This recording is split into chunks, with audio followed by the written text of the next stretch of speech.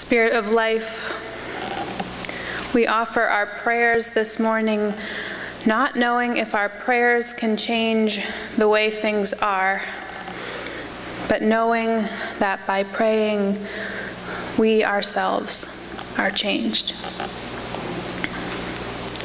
We ask for comfort for all those, including ourselves, who are in need of healing, who are fearful for their health or safety, who long to be held softly and tenderly by the world. We ask for patience, that we may slow down our frantic rush, be gentle with ourselves and others, take deep breaths when we need them. We ask for energy and gentle anger, that we might tackle the injustices of the world, join together with linked arms, fueled by our convictions that this world has no place for hate. And we offer gratitude for this community, one that holds us, challenges us, inspires us, endures. Amen. Our reading this morning is from Dr. Rachel Naomi Remen from her book, My Grandfather's Blessings.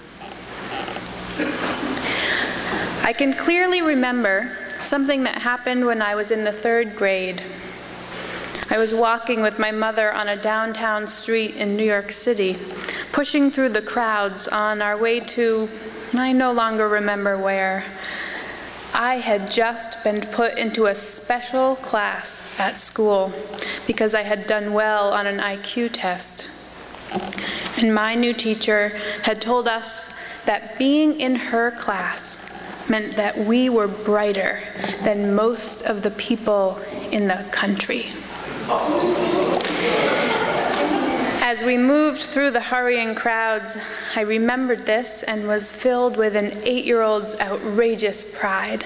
I told my mother that my teacher had said I was smarter than most of the people around us. She stopped walking immediately and knelt down so that we were at eye level with each other. As the crowd flowed past us on either side, she told me that every one of the people around us had a secret wisdom. Each of them knew something more about how to live, about being happy, about loving than I did. I looked up at the people passing by. They were all adults. Is this because they're all grown-ups, Mama? I asked her, taken aback. No, darling. It will always be that way, she told me. It is how things are. I looked again at the crowd moving around us. Suddenly, I wanted to know them all, to learn from them, to be friends. The ancient sages said, "In the company of 3 people, there will be one who can be my teacher." If this is true, then at our fingertips, we have a room full of guides, if we can only be open to their wisdom. If this is true, then every time we step outside our door, buy coffee at a cafe, wake up next to someone, we are given the opportunity to learn something from another. Take a moment to look around you now and see your teachers. What do you have to learn from them? What have you learned from them already?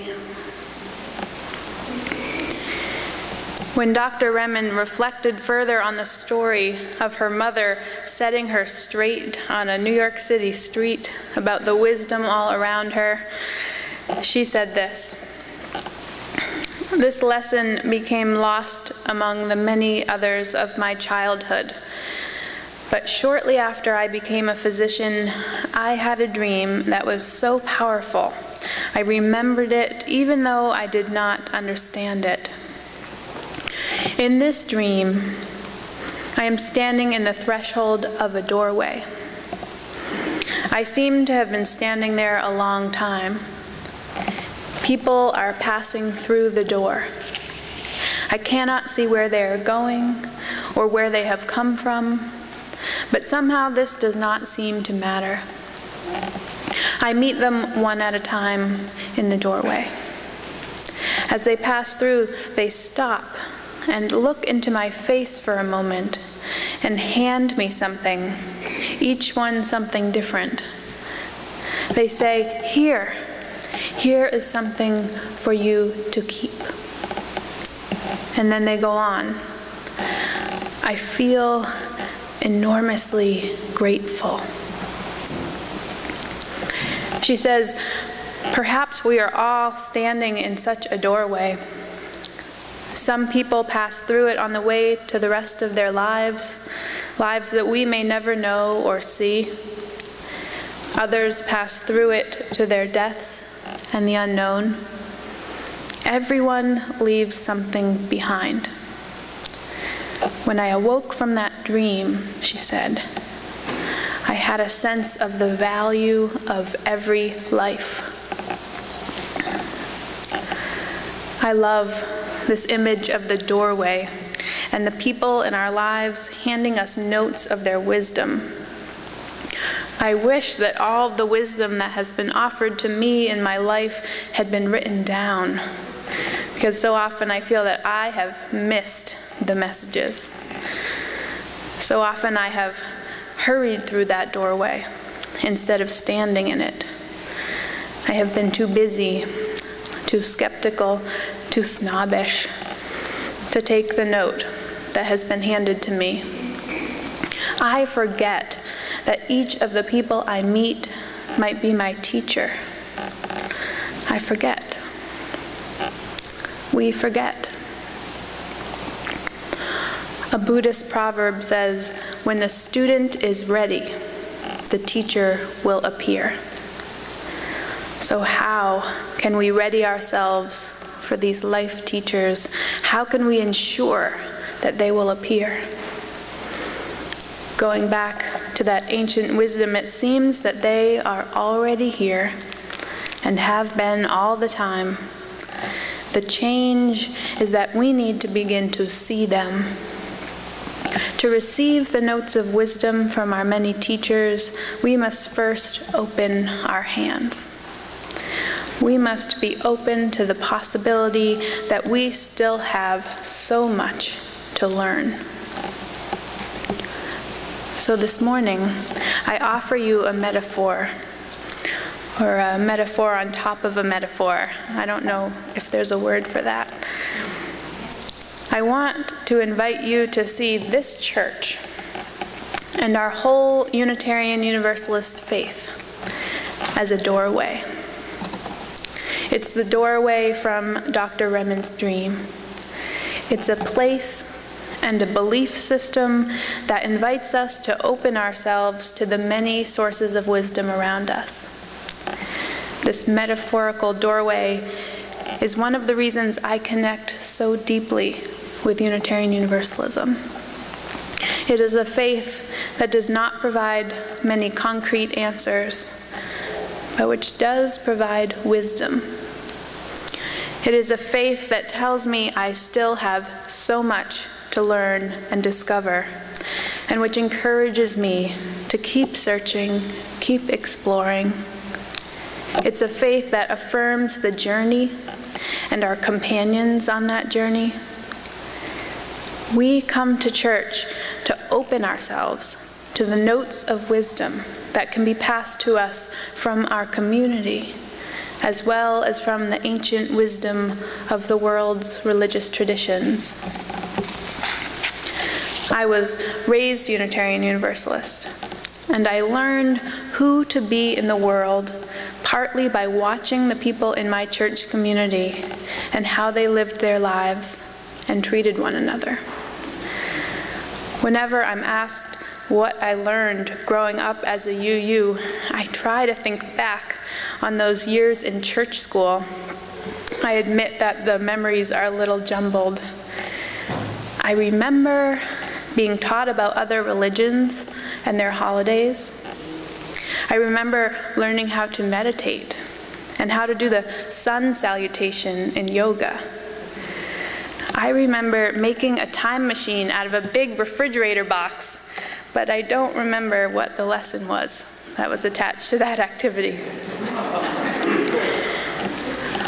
But when I stopped thinking so narrowly about my UU upbringing and the explicit lessons, the list of things I learned grows enormously, because I learned some important things implicitly as well, like acceptance and open-mindedness. I learned that it was important to stand up for other people, to say, "I'm sorry." I learned about the power of community. I learned that there were other types of families, families with different skin colors, with adopted children, with no children. I learned that 2 women or men could be a family. These things, I'm sure, are part of explicit curriculums now too, but I learned them by looking around at my many teachers and how they lived their lives.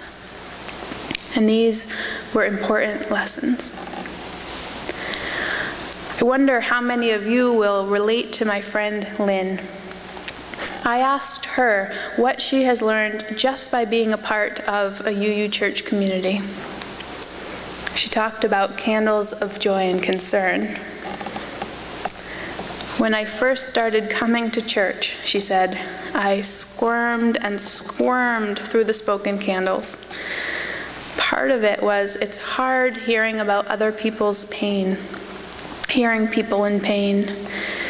But most of it, I think, was me being an uptight wasp. She said I'd get embarrassed for people, for putting their pain out there. I'd cringe for them and was confused about what I was supposed to do with this information about their pain. How was I supposed to help? Was I supposed to fix it? Sound familiar to anyone? But she goes on. As I kept coming to church and sitting through the candles, it started becoming easier and easier for me to sit still, then to listen, and finally just hold what was being said. Regardless of the manner it was being said or if it should be said, I started being able to shut off my mind and just hold it, the emotion. That weekly practice of just listening to tough emotions has helped me so much, she said. Now, interacting with others who are in pain, I am so much more able to just share it without judging or thinking of how I can fix or getting embarrassed. These are the kinds of things that we are teaching each other here. These are the life lessons that we are learning here that are part of our spiritual journey. Being here this week, I have already met many teachers. You have shared with me already some of the deep life lessons you have learned. You have shared with me, just by being yourselves, wisdom about ways of being in the world. I have learned about being your full self and offering that as a gift to others. I have learned about love bridging all differences. I have learned about lying on the ground and looking up at the stars and saying, I wonder. I have learned about how challenging people can point out our own growing edges. I have learned that sometimes light shines in the broken places. I have learned a lot about what it looks like when a community takes care of its people. I have learned about opening yourself to Cape Cod magic. I have heard stories of overcoming conflict through respect and about celebrating life, about giving ourselves time and spaces to heal.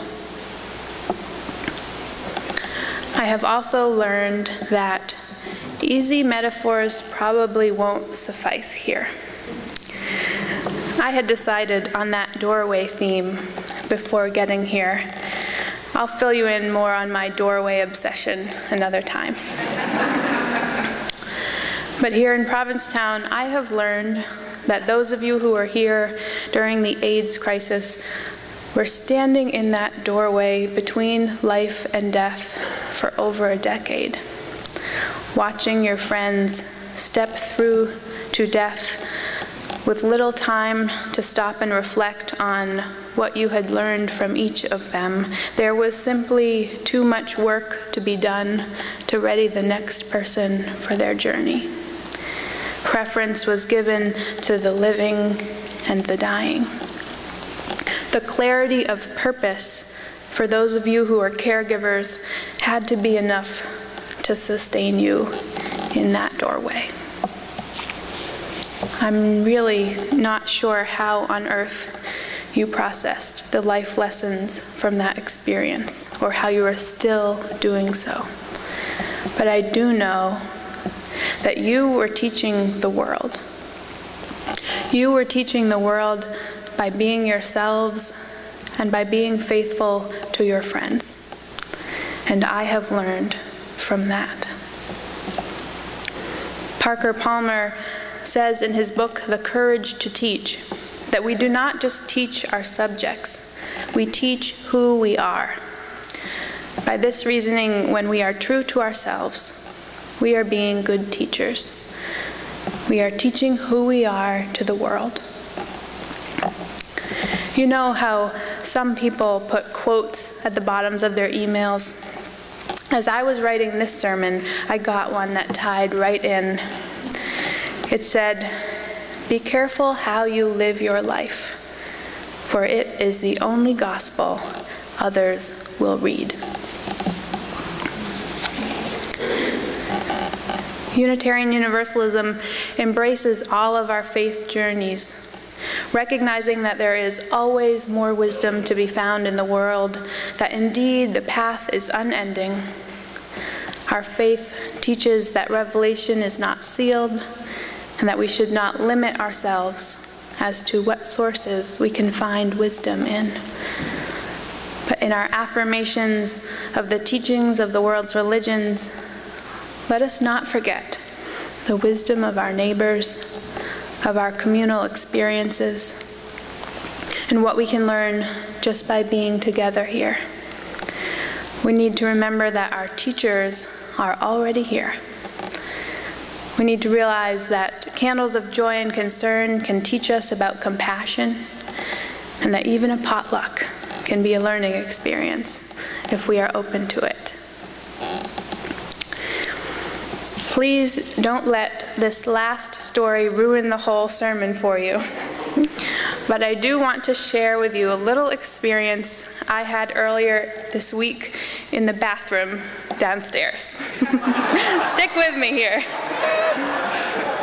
I'm talking about the bathroom on the left in AB Hall. It came time in my visit to the bathroom to wash my hands. I looked at the faucet, which, as you know, has no handles, and I was puzzled.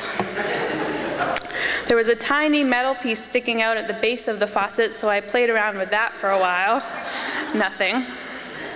I tapped the top of the faucet. I've seen that on TV. No. So finally, I just cupped my hands and put them forward under the faucet, opening them to the possibility of water.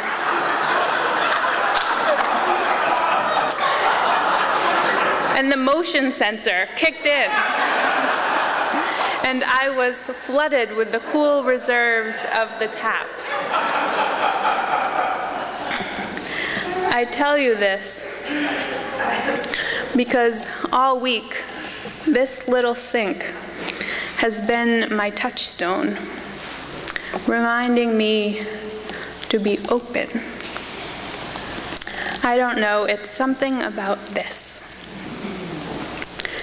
Try it with me if you're able. Maybe this is something we can all learn together. May we be open to the wisdom that we find here. May we never stop seeking, stop learning, stop sharing ourselves with the world. May we be students and teachers both. And may we keep each other good company on the journey. Amen. Blessed be.